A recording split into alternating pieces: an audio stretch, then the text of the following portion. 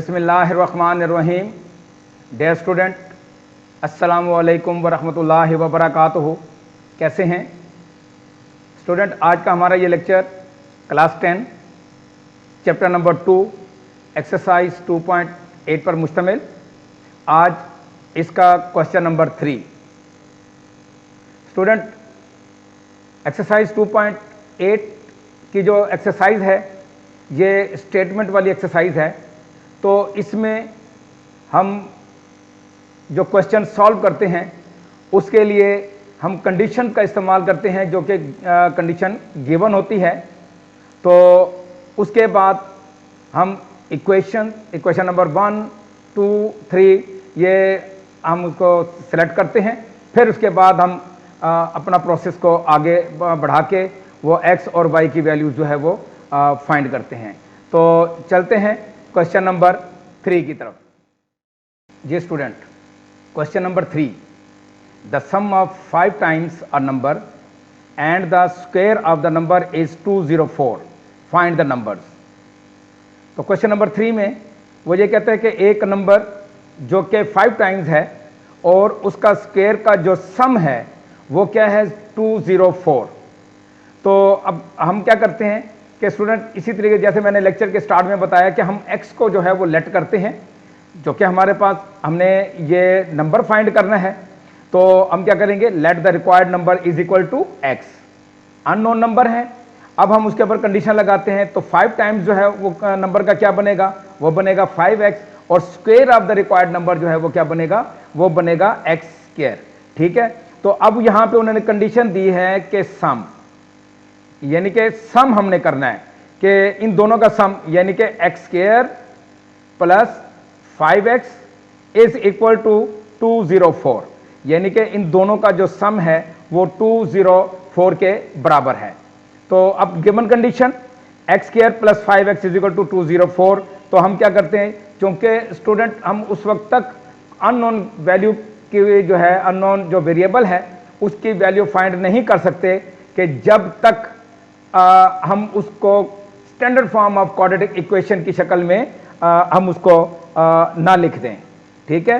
तो अब ये देखें कि 204 को हम लेफ्ट साइड पे लेके आते हैं, तो हमारे पास क्या बनता है कि x square plus 5x minus 204। अब स्टूडेंट, माइनस 204 के ऐसे फैक्टर बनाएंगे कि अगर हम उनको ऐड करें तो हमारे पास प्लस 5 है। ये देखिए हमारे पास ये प्लस 5 है, और अगर हम उसको ऐड करें तो प्लस 5 है, और मल्टीप्लाई करें तो माइनस 204 है। तो इसका मतलब ये है कि इसका जो हमारे पास है 17 और 12 इसके फैक्टर बनेंगे।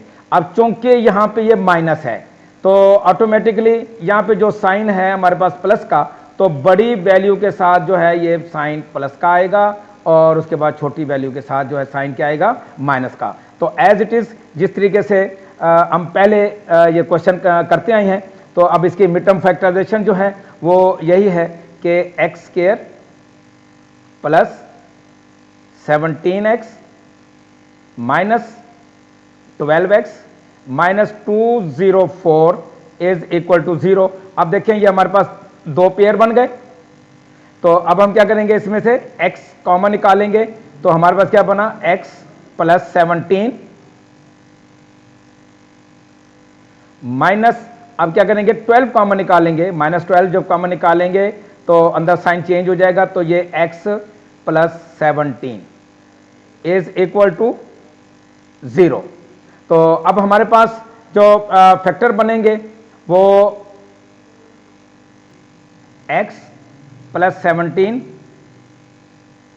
And x minus 12 is equal to 0। तो अब चूंकि ये दोनों फैक्टर 0 हैं, then each and every factor will be equal to 0, then which implies that x plus 17 is equal to 0 and x minus 12 is equal to 0। तो अब student हम क्या करेंगे कि x is equal to minus 17 और x is equal to 12। अब student हमने ये देखना है कि इसका आंसर, चूंकि हमने पॉजिटिव नंबर लेना था, तो इसलिए हम इसको क्या कर देते हैं, बाज़ औक़ात हम इसको निगलेक्ट कर देते हैं। क्योंकि हमने पॉजिटिव नंबर देना है, इसको निगलेक्ट कर देते हैं, और ये हमारा जो आंसर जो लेट हमने x किया था, तो x इज इक्वल टू 12। तो अब चूंकि इसका आंसर तो आ गया, अब हम एग्जाम में बैठे हुए स्टूडेंट, जैसे कि मैंने आपको पहले भी बताया हुआ है कि आप एग्जाम में बैठे हुए हैं और आपने x की वैल्यू 12 जो है वो फाइंड की है, ठीक है। तो आपको कैसे पता चलेगा कि ये आपने जो क्वेश्चन का आंसर जो है वो जो निकाला है वो करेक्ट है या रॉन्ग है, ठीक है। अब मिसाल के तौर पर जैसे हमारे पास ये कंडीशन थी कि x square plus 5x is equal to 204, ये हमारे पास थी। अब x की वैल्यू 12 रखें, तो 12 का, क्योंकि हम इसको डिटेल के साथ नहीं करेंगे, शॉर्ट इसको हम सॉल्व करेंगे, तो 12 का स्क्वायर जो है 144 है, और उसके बाद 12 5 दा 60। अब 60 और 144 को जब ऐड करेंगे तो ये हमारे पास बनेगा 204 इज इक्वल टू 204। तो अब ये इसका मतलब ये है कि हमने जो x की वैल्यू जो है जो 12 जो फाइंड की है, वो हमारी वैल्यू जो है वो करेक्ट है, आंसर जो है वो करेक्ट है। तो अब चलते हैं क्वेश्चन नंबर 4 की तरफ। जी student, question number 4, the product of 5 less than 3 times a number. कोई नंबर है, फॉर एग्जांपल x है, the product of 5 less than 3 times, 3 times से क्या मुराद, 3x। अब उसमें 5 लेस करेंगे, जैसे ये लिखा हुआ है 5 लेस, ठीक है, तो हमने 5 लेस करना है, and 1 less than 4 times, 4 times का मतलब 4x, तो 4x में से आप 1 जो है वो लेस करेंगे, तो उसका प्रोडक्ट, पहले हमारे पास क्वेश्चन में क्या था, हमारे पहले क्वेश्चन में सम था, ठीक है। अब यहां पर हमारे पास क्या है, हमारे पास यहां पे है प्रोडक्ट, ठीक है। तो अब हमने वो नंबर जो है वो क्या करना है, वो नंबर जो है वो हमने ये फाइंड करना है, फाइंड द नंबर, ठीक है। अच्छा जी, let the required number is x, then 3 times the number, वो क्या हो जाएगा 3x, 4 टाइम्स का क्या बन जाएगा 4x। तो अब पहली कंडीशन तो वो ये है कि 5 less than 3 times a number, तो इसका मतलब ये है कि 3x माइनस 5, ये एक फैक्टर हमारे पास आया। उसके बाद 1 लेस देन 4 टाइम्स, 4 टाइम्स से क्या मुराद 4x, तो 4x माइनस 1, ये हमारे पास दूसरा फैक्टर। तो अब उन्होंने जो कंडीशन दी है वो कंडीशन ये दी गई है कि प्रोडक्ट, ये देखें ये प्रोडक्ट हमने प्रोडक्ट की कंडीशन है। तो अब हमने क्या करना है, इन दोनों वैल्यूज का हमने क्या मालूम करना है, इन दोनों वैल्यूज का हमने प्रोडक्ट, और वो प्रोडक्ट किसके बराबर है, वो प्रोडक्ट ये 7 के बराबर है। तो अब देखें, then according to the given condition, अब इनका जो प्रोडक्ट है 3x माइनस 5 और 4x माइनस 1, वो किसके बराबर है, वो 7 के बराबर है, ठीक है। तो अब ऑब्वियसली हमने इसको सॉल्व करना है। देन हमारे पास ये जो क्वेश्चन है, ये जो दोनों फैक्टर हैं, हम इनको सॉल्व करने के बाद हम क्या करेंगे, इसको standard form of coordinate equation की शक्ल में लिखेंगे, फिर उसके बाद हम इसको सॉल्व करेंगे। और उसके मिड टर्म फैक्टराइजेशन भी करनी है, जैसे हम पहले करते आए हैं। अब 3x को 4x से मल्टीप्लाई करें, तो ये हमारे पास क्या बनेगा 12x स्क्वायर, 3x को माइनस 1 से मल्टीप्लाई करें माइनस 3x, 5 को माइनस 5 को 4 से मल्टीप्लाई करें माइनस 20x, और माइनस प्लस, तो ये प्लस 5। अब चूंकि हमने इसको standard form of coordinate equation की शक्ल में लिखना है, ये जो 7 है हम इसको लेफ्ट साइड पे मूव करते हैं, तो ये -7 हो जाएगा। तो स्टूडेंट अब हम इसको हम क्या करते हैं, सॉल्व करते हैं। ये क्या हो जाएगा हमारे पास 12x square minus 23x minus 2 is equal to 0। अब ये standard form of coordinate equation की शक्ल में हमारे पास ये इक्वेशन आ गई। तो अब हम क्या करेंगे, इस 2 को मल्टीप्लाई करेंगे किसके साथ, ये 12 के साथ, ठीक है। तो 2 12 × 24। अब ये -24 आया हमारे पास। अब -24 के ऐसे फैक्टर बनाएं कि अगर हम उसको हम क्या करें, ऐड करें, हम उसको क्या करें, ऐड करें, तो -23 आए, -23 ये हमारे पास, और उसको अगर मल्टीप्लाई करेंगे तो -24 आए। तो इसका मतलब ये होगा कि इसका जो फैक्टर बनेगा, इसका फैक्टर बनेगा -24 और +1। देखिए अब इनको ऐड करेंगे तो -23 और इनको आपस में मल्टीप्लाई करेंगे तो -24। तो ये इसलिए स्टूडेंट मैं फैक्टराइजेशन पे ज़्यादा कंसंट्रेट कर रहा हूँ ज़्यादा। तो उसकी वजह यह है कि अक्सर हमने बोर्ड की चेकिंग में या वैसे भी टेस्टों में हमने ये देखा है कि बच्चों से फैक्टराइजेशन जो है उसके फैक्टर नहीं बनते होते, ठीक है, तो जिसकी बिना पे सारा क्वेश्चन जो है वो गलत हो जाता है। तो इसलिए मैं इसके ऊपर ज़्यादा कंसंट्रेट कर रहा हूँ। तो अब इट्स मीन अब ये हमारे पास जो है वो क्या बनेगा,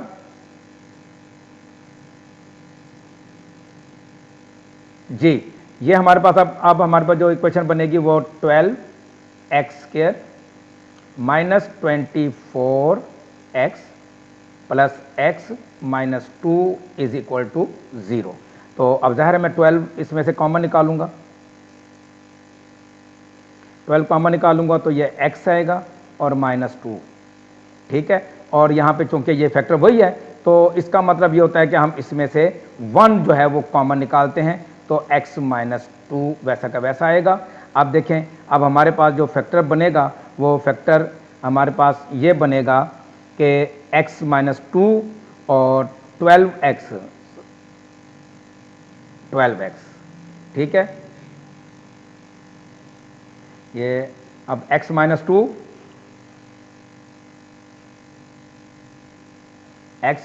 2 और 12x + 1 = 0। जब दो फैक्टर आपस में 0 के बराबर हों तो then each and every factor will be equal to 0। तो x - 2 = 0 एंड 12x + 1 = 0। तो x = 2 and 12x = -1। Now x = -1/12। तो अब स्टूडेंट बात यह है कि यहाँ पे उन्होंने पॉजिटिव का या नेगेटिव का कहीं जिक्र नहीं किया। जैसे अब ये क्वेश्चन है, इसमें ये देखिए the product of 5 less then the 3 times a certain number. अब इसमें कोई पॉजिटिव या नेगेटिव का जो है वो नहीं जिक्र किया गया, तो इसलिए हमारा जो आंसर होगा वो हमारा आंसर होगा 2 एंड -1/12। तो ये हमारा आंसर। तो आप इसको स्टूडेंट खुद ही चेक कीजिए।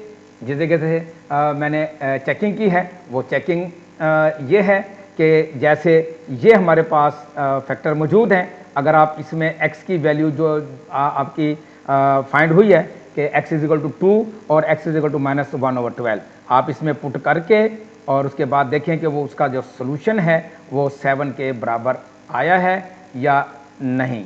अगर 7 के बराबर आया है तो इसका मतलब यह है कि आपका जो आंसर है वो करेक्ट है। तो इसलिए अब चलते हैं अपने नेक्स्ट क्वेश्चन की तरफ।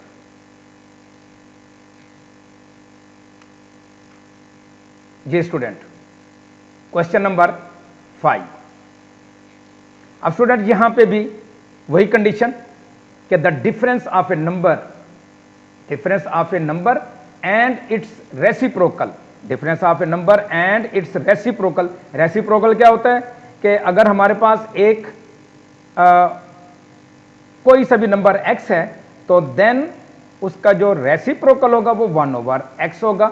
जैसे हम छोटी क्लासों में पढ़ते रहे हैं कि 3/5 का जो रेसिप्रोकल होगा वो 5/3 होगा, ठीक है। और इसी तरीके से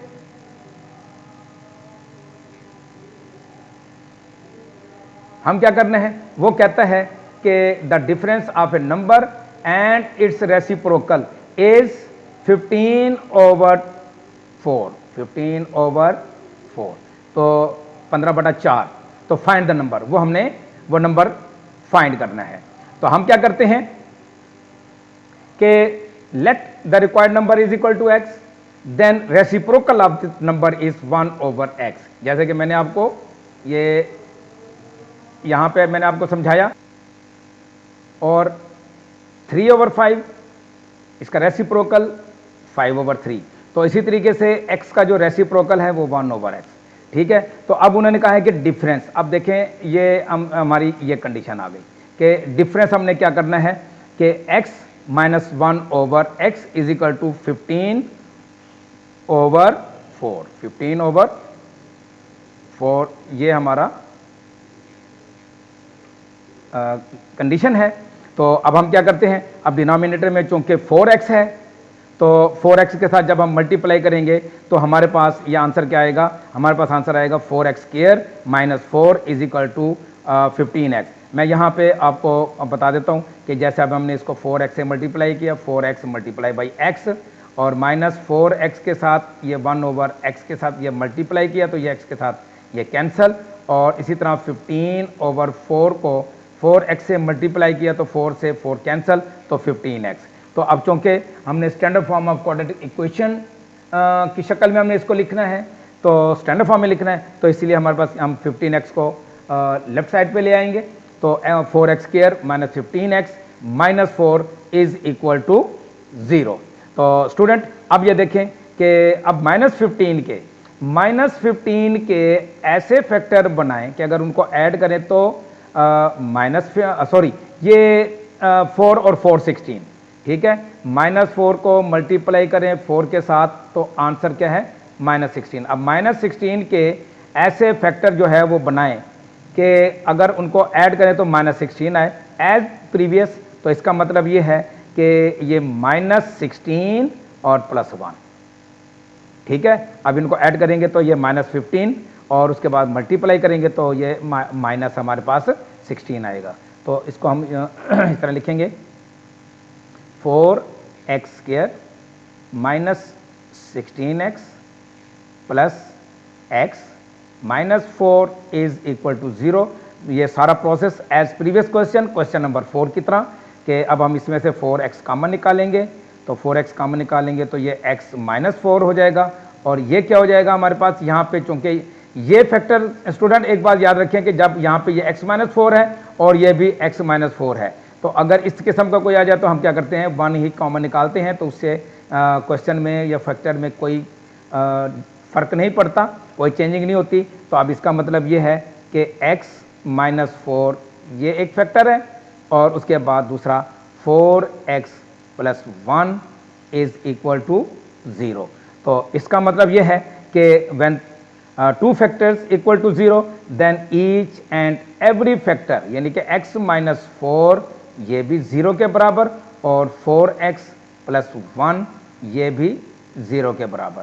तो अब इसका मतलब ये है कि हम क्या करेंगे, x is equal to 4 and x is equal to minus 1 over 4। अब चूंकि स्टूडेंट के हमारे पास किसी किस्म का कोई भी यहाँ पे पॉजिटिव नंबर्स का कहीं कोई जिक्र नहीं है, तो इसलिए हमारे ये दोनों के दोनों आंसर, तो हम क्या लिखेंगे कि so x is equal to 4 and minus 1 over 4 are required numbers, are required numbers. तो आप इसी तरीके से आप यहाँ जो प्रीवियस क्वेश्चन है यहाँ पे भी आप लिख सकते हैं कि which is our required answer, which is our, यानी कि यहाँ पे लिख सकते हैं, ये इसकी जगह पे तब भी कोई फर्क नहीं पड़ता। तो आप ये लिखेंगे कि so x is equal to 2 and minus 1 over 12 are the required number. यहां पे हम और कभी लफ्ज इस्तेमाल कर सकते हैं, या ये होगा या ये होगा, तो इस तरह हम ये लिखेंगे आर द रिक्वायर्ड नंबर।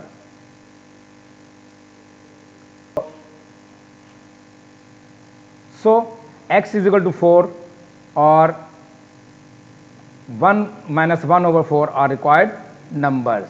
तो ये हमारा आंसर। तो स्टूडेंट, इसके साथ ही हमारा आज का लेक्चर अपने अख्ताम को पहुंचा। तो इंशाअल्लाह अपने नेक्स्ट लेक्चर के साथ आपकी खिदमत में हाजिर होंगे। स्टूडेंट, आखिरी बात, खुश रहें, मेहनत करें अपने लिए और अपने बेहतर मुस्तकबिल के लिए। अस्सलामु अलैकुम वरहमतुल्लाहि वबरकातुहू।